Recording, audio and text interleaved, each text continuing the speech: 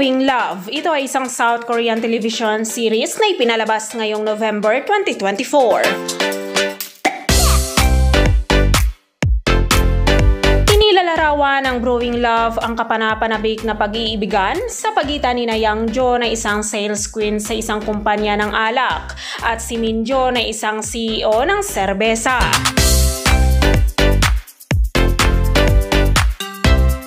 Si Kim Sejong ay gumanap bilang Cha Yang-jo. Si Cha Yang-jo ay dating miyembro ng Special Forces sa militar. Siya ay pisikal at mental na malakas at may sariling kakaibang saya.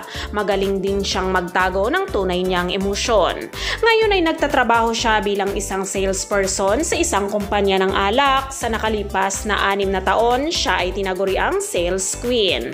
Sa kabila ng kanyang dedikasyon, malapit nang magsara ang kanyang sangay. Para maiwasan ang pagsasara, tinutupad niya ang isang misyon na magbenta ng bagong beer na ginawa ng brewmaster at CEO ng kumpanya ng brewery na si Yoon Min Jo. Samantala, si actor Lee Jong-won ay gumanap bilang Yoon Min Jo.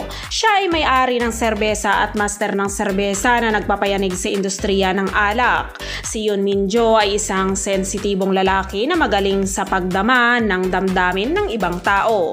Nakatira siya sa isang tahimik na rural na lugar para tumuon sa paggawa ng beer.